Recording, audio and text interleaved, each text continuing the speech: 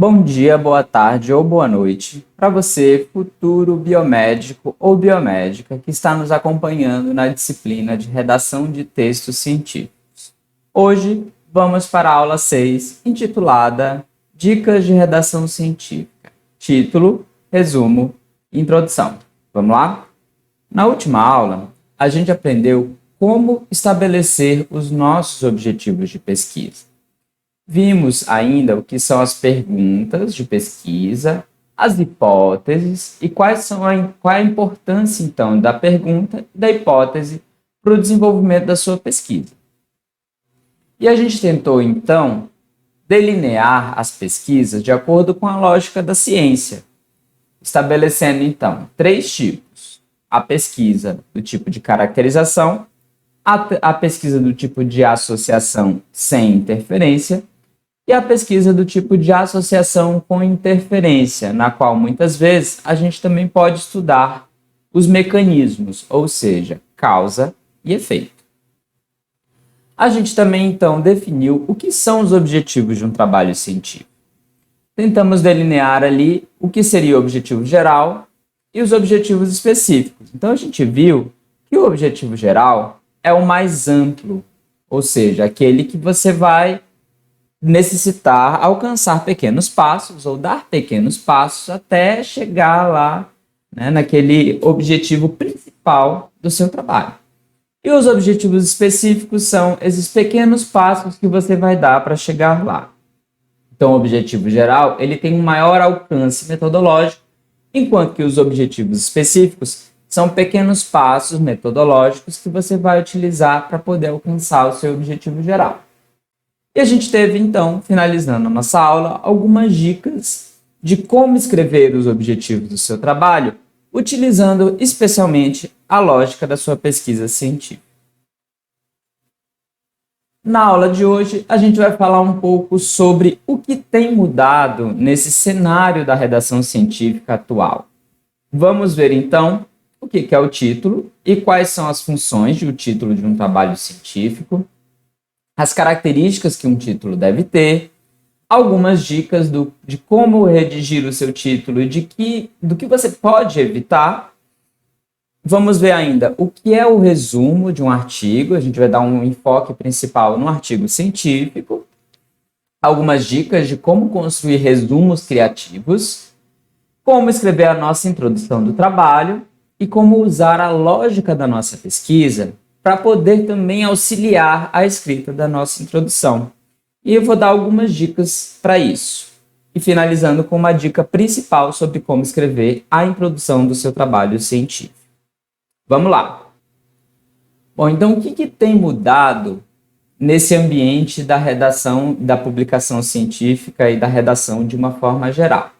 Bom, o ambiente ele mudou bastante, especialmente com o advento da internet.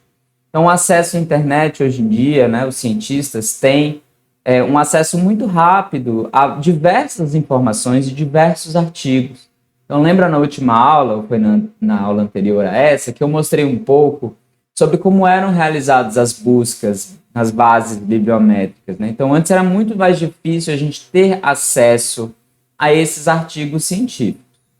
O número de publicações também tem aumentado bastante, assim como o número de revistas.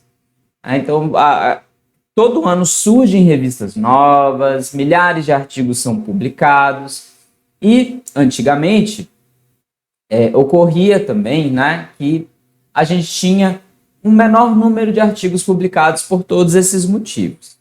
Então, os leitores também naquela época, eles eram diferentes. Então, antigamente, o leitor corria atrás do artigo científico, porque era muito difícil a gente ter acesso a esses artigos, né? Você tinha que demandava um esforço muito grande. Hoje em dia, a gente quase ousa dizer que o artigo científico corre atrás do leitor. Porque basta você estar ali, então, entrar na internet, você tem acesso, abrir qualquer página, você vai ter acesso a milhares e milhares de artigos científicos, utilizando o Google ou as bases bibliométricas que eu já apresentei para vocês. Então, o que é importante é que hoje em dia não basta a gente publicar artigos. ele tem que ser, o seu artigo ele tem que ser publicado, ele tem que ser lido, desejado, apreciado. Então a gente lança a mão de diversas estratégias também de comunicação para que a gente consiga alcançar os nossos leitores. Então, com o tempo também, foram surgindo mais cientistas, né, depois do advento da internet. E os cientistas estão todos atrelados a computadores e à computação de uma forma geral. Portanto, são leitores bem diferenciados, leitores diferentes do que a gente tinha anteriormente. E essa velocidade de publicação, esse excesso de informações que a gente tem hoje em dia, faz com que os nossos leitores sejam leitores mais afoitos. Então, eles querem ter acesso logo àquela informação, eles querem tudo de mão beijada, né? Então, é o que a gente quer, especialmente na nossa geração. As revistas, que são produtos tanto dos leitores como desse ambiente de publicação que foi modificado, também mudou bastante com o advento da internet. Então, as revistas agora são online, elas quase nunca vão publicar os volumes impressos, né? Então, a gente vai ter toda essa diferença em relação às revistas. O número de revistas, né, aumentou consideravelmente, como eu também já havia comentado, e isso reflete também ainda nos artigos, que alteraram bastante, tanto em quantidade, como já citado, como no próprio formato. Hoje em dia é muito mais comum os artigos serem mais coloridos, mais chamativos, para chamar a atenção do leitor. Eles acabaram adquirindo mais o formato digital do que o impresso, ou ambos, e ainda existem diferentes formatos, né? Então, a gente já comentou nas aulas anteriores, nas aulas síncronas, que existem já artigos até em formato de vídeo. Então, esses artigos em formato de vídeo talvez sejam até o futuro, quem sabe, né? Mas são muito poucos, são poucas revistas que ainda fazem isso, mas pode ser uma tendência do futuro. Hoje a gente tem, por exemplo, ainda nos artigos, um elemento que se chama Graphical Abstract, que já foi pesquisado e demonstrado que ele encoraja mais a navegação do leitor ali pela página e para interagir um pouco mais com aqueles artigos. E hoje a gente tem também está cada vez mais comum a utilização de materiais suplementares. Então, o material suplementar ele vai dar um apoio ao teu texto principal, ele vai facilitar bastante o entendimento de informações que estão ali ou que foram adquiridas de forma extra no seu trabalho, mas que dão suporte, não tanto suporte com os seus resultados principais, mas que vão auxiliar no entendimento também. Então, acredita-se ainda que o futuro da redação científica seja que os artigos tenham 1 ou 2 páginas, quem sabe. E isso vai fazer com que, nessas 2 páginas, seja encorajado do cientista a apresentação dos seus principais resultados e de como ele alcançou esses resultados.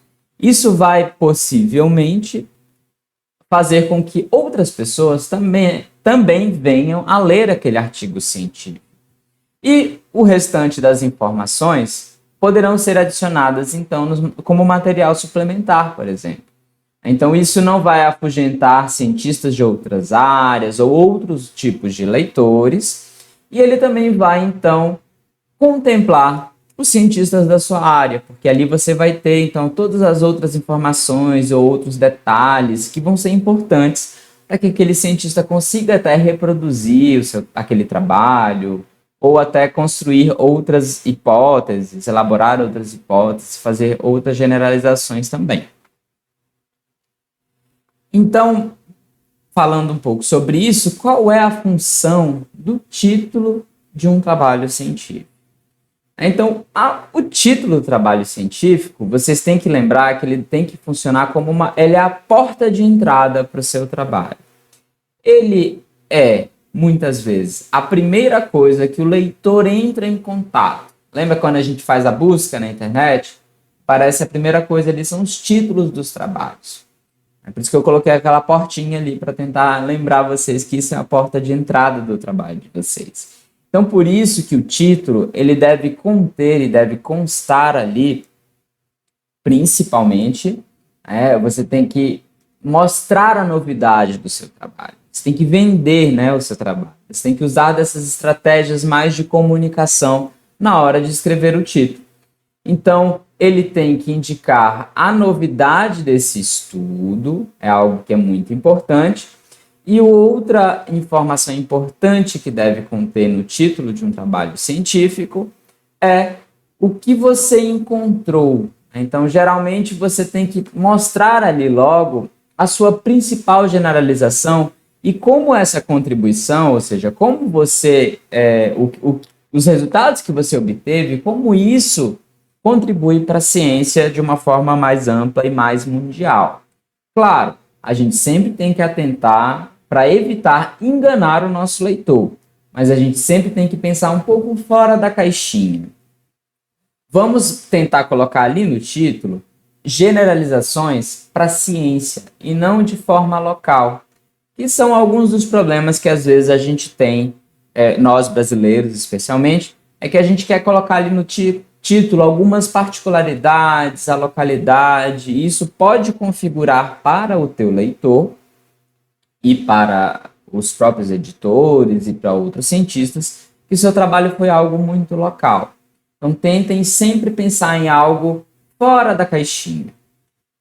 A outra informação importante que a gente tem que falar sobre o título é que ele deve priorizar, caso você queira inserir no seu título variáveis do seu trabalho, você tem que utilizar as variáveis teóricas. Então, lembre na aula passada que eu comentei um pouco sobre as variáveis operacionais, que são aquilo que você vai conseguir operacionalizar, medir, modificar. E você tem, então, as variáveis teóricas, que são as que representam essas variáveis operacionais. Então, busquem sempre usar as variáveis teóricas. E esqueçam um pouco de tentar colocar ali no teu título, eu vou fazer a caracterização de metais, fumaças, produtos tóxicos. Imagine só se a gente fosse usar todas essas variáveis operacionais no título de um trabalho científico. Ele ficaria muito mais difícil de ler, muito maior.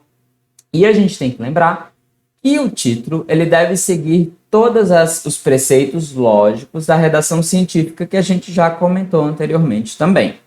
Então, o título ele tem que ser curto, claro e objetivo. Essas são as três principais, não vou dizer nem regras, né, mas são as características de um título de um trabalho.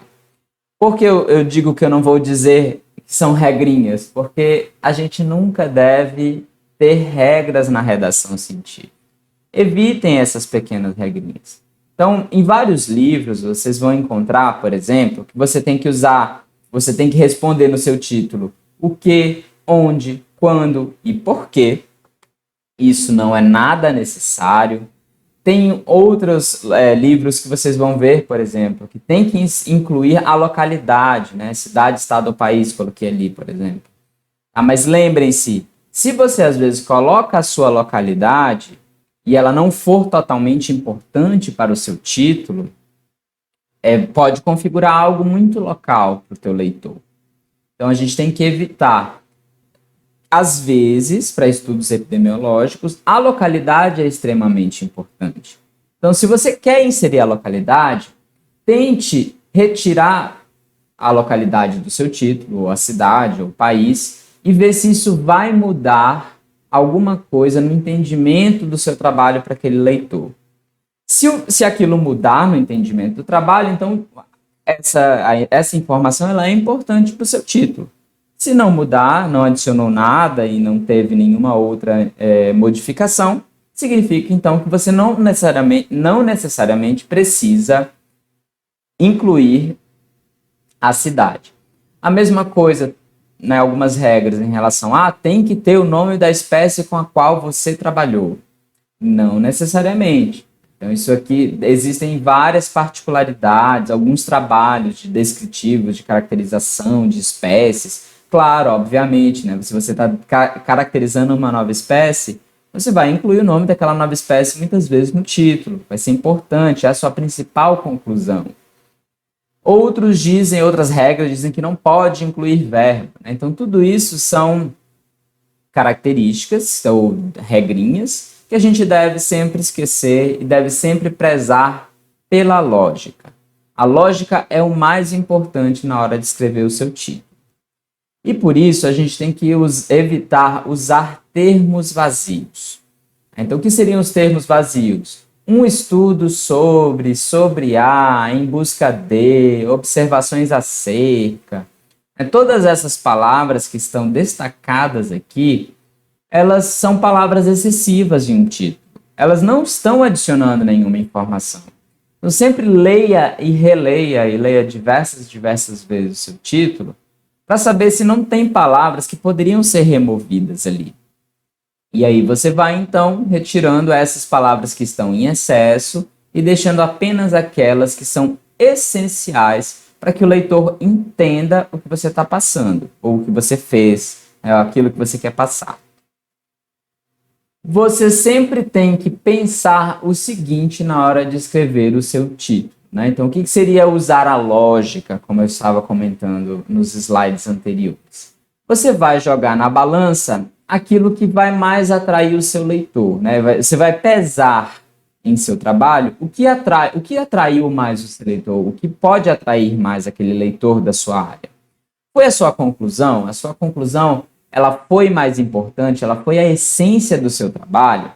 Geralmente, as conclusões são a essência de um trabalho científico, né? Então, você pode utilizar ela como a sua principal ou que você vai apresentar no título do seu trabalho.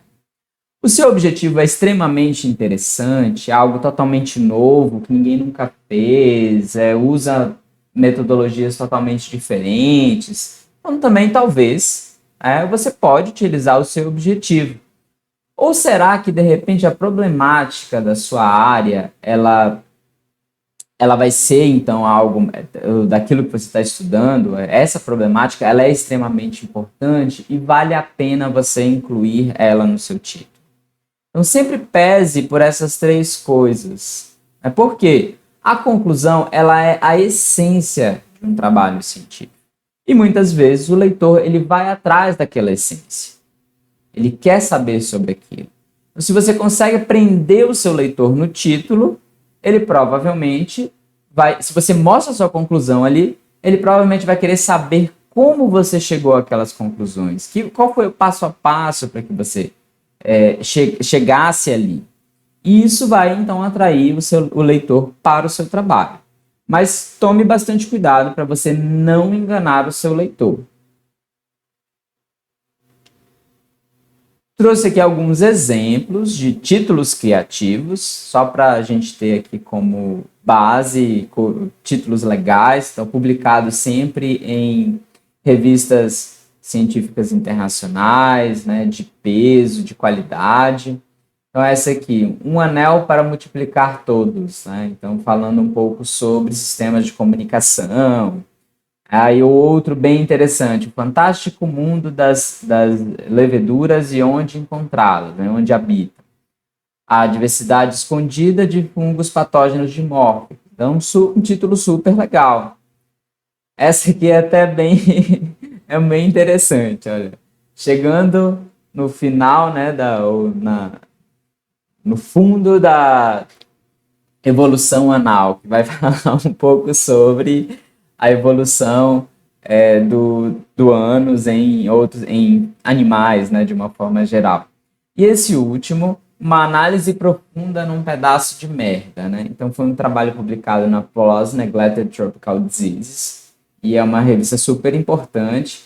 E ele mostra um pouco sobre por que uma análise profunda, porque ele verifica se a distribuição de ovos de parasitos ocorrem de forma homogênea ou heterogênea num pedaço de fezes. Então ele cortou as fezes em diversas porções e ficou buscando ali se tem mais na superfície, no meio, se é no início, no fim e por aí vai. Então isso foi mais ou menos o que o cara fez nesse trabalho. E ele fez esse título super chamativo, né? Quem olha assim, poxa, uma análise profunda num pedaço de merda, é algo bem que chama a atenção. Então é importante nesse momento é você chamar bem a atenção do seu leitor para o seu trabalho. E o que é o resumo? Qual é a função do resumo do trabalho científico? Então, usando aqui também das estratégias de comunicação que eu havia comentado anteriormente, o resumo deve ser visto ainda semelhante ao que a gente falou para o título. Ele é o outdoor do seu trabalho. Ele está ali para mostrar por que você veio, para que você fez aquele trabalho e qual é a importância do seu trabalho para a ciência. Então, você tem que atrair o leitor nesse momento para que ele consiga entender por que o seu trabalho foi importante e queira entender e saber por que você também fez tudo aquilo e como você chegou às suas conclusões, semelhante ao que eu acabei de explicar para o título. Bom, e existem dois tipos de resumo. Eu gosto de separar, né? Eu gosto de separar assim. Eu vi algumas separações, eu achei essa bem interessante, que o Gilson Volpato sugere, que a gente deve, então, usar a lógica da situação em que que aquele resumo está envolvido para você escrever o resumo de um trabalho. Então, eu coloquei que existe o resumo sozinho e o resumo acompanhado. Então, esse resumo sozinho, ele é um resumo em que você tem apenas o resumo. Então, um exemplo desse tipo de resumo são resumos de trabalhos científicos apresentados em eventos ou em reuniões científicas. Então, nesse tipo de resumo, o leitor ele só vai ter acesso àquele resumo, aquilo que está ali, aquilo que você apresentou. Então, ele pode e até deve ser um resumo um pouco mais, ou tentar ser um pouco mais completo, ou quase que uma miniatura do seu trabalho ou do que você desenvolveu. Então, nesse resumo que eu chamo de sozinho, que o leitor só vai ter acesso a esse tipo de resumo, você deve apresentar a sua problemática, o seu objetivo ou os seus objetivos, como você realizou esse trabalho, ou seja, o delineamento ou material e métodos, os seus principais resultados e as suas conclusões. Se ainda houver espaço, você pode, claro, apresentar um pouco de uma discussão, uma breve discussão. Mas geralmente esses resumos eles se limitam a poucas palavras ou poucos caracteres. Então foque em apresentar resultados e as suas conclusões. E o resumo que eu chamo de resumo acompanhado é um resumo em que você tem o resumo e logo após ele aparece o seu texto principal, ou um texto que vai dar uma base para aquele resumo. Então, nesse resumo acompanhado, que são resumos geralmente de teses, de dissertações, resumos de artigos científicos, tente ser o máximo criativo possível. Ele é um resumo que eu chamei aqui de livre, sem regras, que não tem uma sequência necessária para você apresentar, né? Então, você tem que ser lógico. Então, lembra qual é a função do objetivo? Ele tem que vender o seu trabalho sem também enganar o seu leitor. Então, tenha bastante cuidado ao escrevê-lo, mas evite fazer copy-paste do seu trabalho, de introdução, de resultados, né? Então, ele tem que ser algo totalmente diferente do seu texto principal. Totalmente diferente no sentido de estilo de escrita até. Às vezes, na dissertação e na tese, você tem um pouco mais de liberdade para incluir mais informações, para o TCC também, né? Para fazer um texto maior. Então, isso vai variar, não tem muita regra nesse sentido. Mas evite sempre fazer o que eu chamo da miniatura do seu trabalho. Então, o que seria essa miniatura? Seria um retrato, um pequeno retrato do seu trabalho. Então, aqui um exemplo. Eu sou seu artigo científico, né? O que tem no artigo? Introdução, material e métodos, resultados e discussão. E aí você vai fazer um resumo e acaba só copiando e colando pequenos fragmentos desse seu texto principal para construir um outro texto. Então, o resumo tradicional que a gente conhece, que a maioria das vezes a gente observa nos artigos e trabalhos, ele é assim. Vem a justificativa, que é copy-paste daqui, o objetivo, os resultados, o delineamento, né, ou seja, o material e métodos, os resultados e a discussão do trabalho. Ele acaba sendo uma miniatura do texto principal. O ideal é que a gente tente fazer sempre um resumo criativo. E como fazer um resumo criativo? Vou mostrar agora uma dica que o Gilson Volpato dá sobre como fazer esse resumo criativo. Então, primeiro, busque redigir a segunda frase do seu resumo. Ele diz que o resumo tem que ter em torno de 100, 200 palavras no máximo 200 palavras. No mínimo 100, no máximo 200. Então você vai redigir a segunda frase, que seria o quê? Os seus principais resultados. Um exemplo de um resumo criativo que ele também cita no livro. No presente trabalho, nós observamos que 100 miligramas de maçãs frescas apresentam atividade antioxidante equivalente a 1.500 miligramas de vitamina C e que extratos de maçã podem inibir o crescimento de células provenientes de câncer de intestino e fígado in vitro, em um efeito dose dependente. Então, esse foi o principal resultado que esses pesquisadores obtiveram ao longo da sua pesquisa. Depois que você redigiu essa frase, você passa para a terceira frase, que são quais são as suas principais conclusões, ou qual a sua principal conclusão, ao que você chegou no final de tudo isso. E pode ser, então, nossos resultados indicam que antioxidantes naturais de frutas frescas podem ser mais eficientes do que suplementos alimentares. Então, isso é excelente, por exemplo, para essa área. E a primeira frase, ela vai ser uma frase só para contextualizar e para que o leitor entenda o que você quis dizer com as duas frases subsequentes. Então, um exemplo. A vitamina C é usada como suplemento na dieta devido à sua capacidade antioxidante. No entanto, altas doses, 500 miligramas, podem ter ação pró-oxidante em seu organismo. E aí depois a gente tem o nosso resumo completo. A vitamina C é usada como suplemento na dieta devido à sua capacidade antioxidante. No entanto, altas doses podem ter ação pró-oxidante em nosso organismo. No presente trabalho, observamos que 100 mg de maçã fresca apresentam atividade antioxidante equivalente a 1.500 mg de vitamina C e que extratos de maçã podem inibir o crescimento de células provenientes de câncer de intestino e fígado in vitro, em efeito dose dependente. Então, os nossos resultados indicam que os antioxidantes naturais de frutas podem ser mais eficientes do que os suplementos alimentares. É um excelente resumo, super simples, claro, objetivo e faz com que a gente, leitor, queira entender como aquele cientista chegou àquelas generalizações. Então, ele vai querer buscar o restante do texto para poder saber como que ele chegou a esses resultados e a essas conclusões, para saber se realmente foi isso que ele encontrou. Então, por isso a gente tem que ter bastante cuidado para não enganar o nosso leitor nesse momento. E a introdução? O que ela deve conter? Então, é importante a gente lembrar que a introdução é uma seção do texto que ela é argumentativa. Então, ela não vai ter também uma fórmula rígida, não vai ter uma receitinha, não vai ter nada milagroso para resolver a nossa introdução.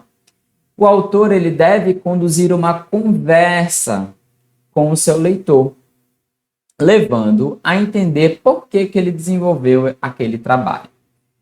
Então, esses são os principais elementos sugeridos para a introdução de um trabalho científico. A apresentação do problema, a fundamentação do objetivo, ou seja, por que você vai trabalhar, ou vai estudar, ou vai caracterizar aquele elemento, e finaliza, então, com o objetivo. Finaliza, eu digo, essa ordem, ela não necessariamente, isso não precisa seguir necessariamente essa ordem. Você pode iniciar com os seus objetivos, depois só fundamentar os objetivos também. Então, você pode até ser mais ousado ainda na sua introdução. Você pode logo apresentar a conclusão do seu trabalho. ou no início da sua introdução e fundamentar depois, ou no final da sua introdução. Afinal, lembre que o leitor ele quer entender aonde você chegou. Se a gente seguir a lógica de leitura, às vezes, do texto, o leitor ele entra em contato com o seu título, passa para o resumo, na maioria das vezes, lê o seu resumo, e geralmente, até eu faço esse caminho, eu vou para o final da introdução do texto. Que ali no final, a gente vai ter, então, o objetivo do trabalho, e às vezes alguns autores colocam realmente as suas conclusões, ou a sua principal conclusão. Isso instiga a gente a querer saber também como que ele chegou a essa conclusão, e quais foram os métodos que ele utilizou, e aí a gente vai acabando se aprofundando na leitura daquele trabalho também. Tá? Então é sempre importante a gente entender como a gente chegou naquele objetivo. E eu vou dar agora algumas dicas de como usar a lógica da nossa pesquisa para escrever a nossa introdução. Para pesquisas de caracterização, você tem que tentar, na sua introdução, responder por que você fez essa caracterização. Então, existem três principais formas de você justificar ou apresentar isso. A primeira, coloquei ali. É importante você caracterizar essa variável ou esse animal, então, porque não basta você caracterizar por caracterizar. Você tem que mostrar que aquilo ali que você está caracterizando é importante. Às vezes pode acontecer de que a sua variável nunca foi caracterizada, mas você tem que pensar, será que ela realmente é importante? Será que a ciência precisa conhecer essa caracterização? Ou é apenas uma descrição que não vai contribuir? Então, isso é um ponto que deve ser levado em consideração. Você pode tentar justificar utilizando a metodologia que você está aplicando para fazer essa caracterização. Às vezes, ninguém nunca analisou aquele material, ou aquela população, ou aquele bicho, usando as técnicas que você tem, ou aquela tecnologia nova que foi implementada recentemente. E isso vai trazer e está trazendo novas informações sobre aquele bicho, sobre aquela pessoa, sobre aquela população. Então, isso também é importante. E o terceiro porquê seria, então, o porquê da contextualização. Então, às vezes, já foi caracterizado sua variável com a tecnologia, a melhor tecnologia disponível. No entanto, o contexto em que você vai estar caracterizando, ele é diferente.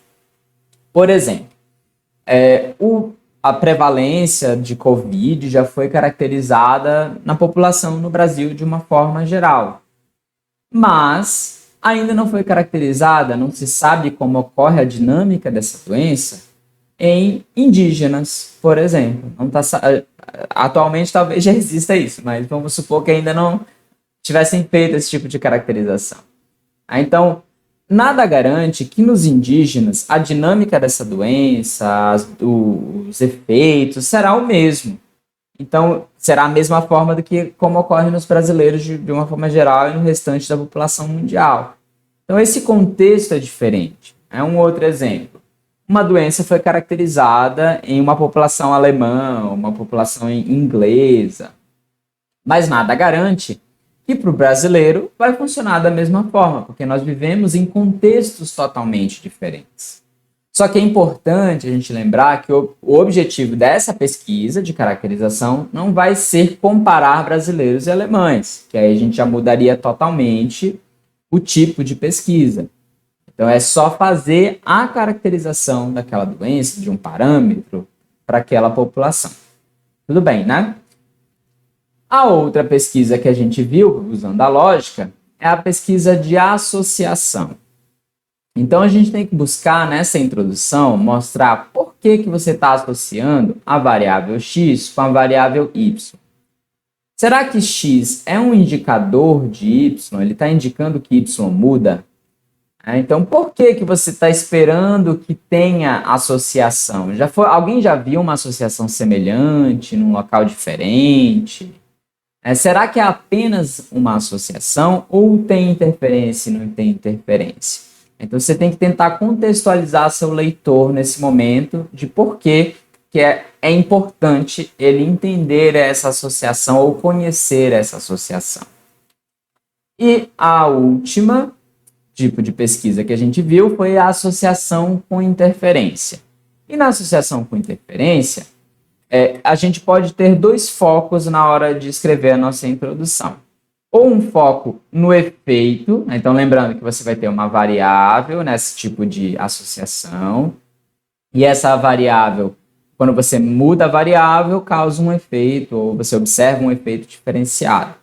Então, se esse efeito é o mais importante para você, você quer destacar isso no seu trabalho, você então utiliza a introdução para focar, né, na explicação desse efeito.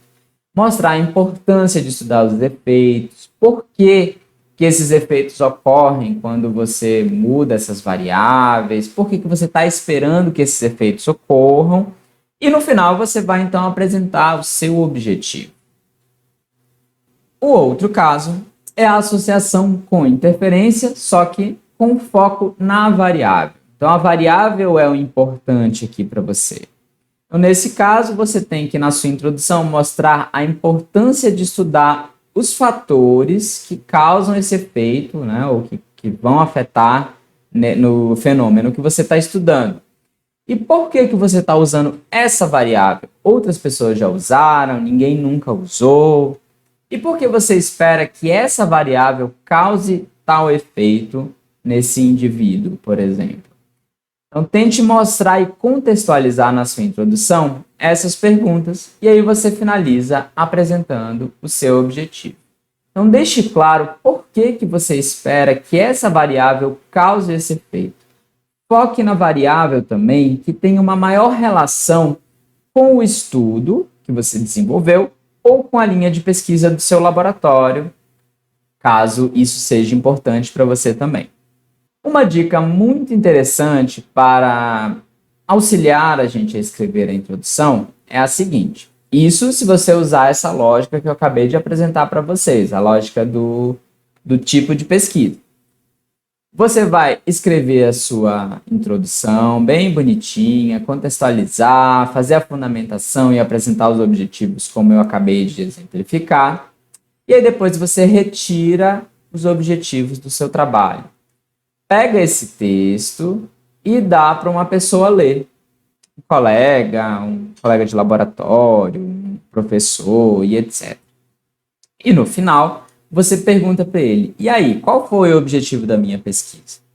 Se ele conseguir, pelo menos, chegar próximo do que foi o seu objetivo, então a sua introdução, ela tá com uma lógica legal, tá bem construída, e ela vai ser informativa para o teu leitor. Se ele não conseguir chegar nem próximo do que seria o seu objetivo do seu trabalho, provavelmente você precisa reescrever e repensar um pouco sobre a sua introdução. Tranquilo, né?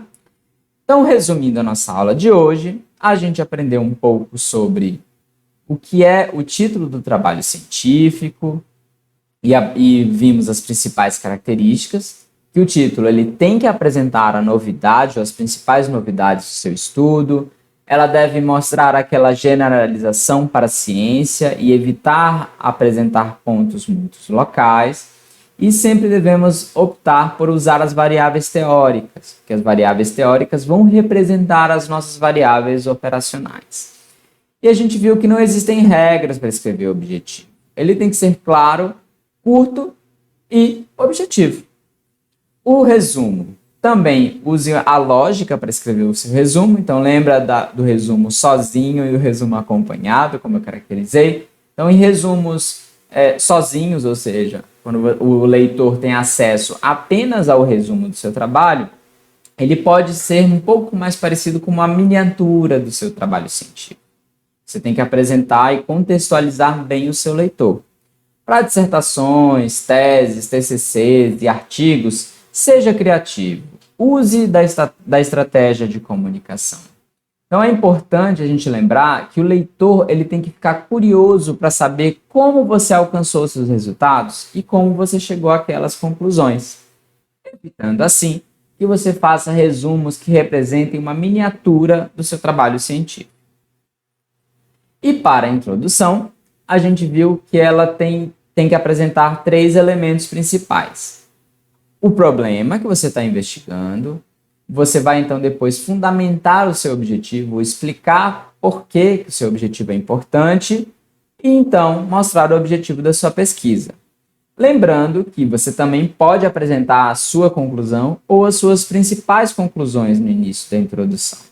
Além disso, muitas vezes você pode destacar ali na sua introdução, no finalzinho, junto com os objetivos, as técnicas que diferenciaram o seu trabalho, a abordagem nova que você está colocando ali quando for pesquisa de caracterização, por exemplo. Use a lógica e evite regras ou fórmulas mágicas. Então lembre, para a pesquisa de caracterização, você tem que mostrar por que é importante descrever essa variável, descrever esse bicho, descrever essa população. E para as pesquisas de associação, deixar claro por que você espera aqueles efeitos ou as causas, né? Por que aquelas causas ou aquelas variáveis que você está testando, elas são importantes para explicar aquele efeito. Então, foque sempre na variável que tem maior relação com o estudo ou com a sua linha de pesquisa. Essas foram as dicas da aula de hoje e a gente se vê novamente em breve.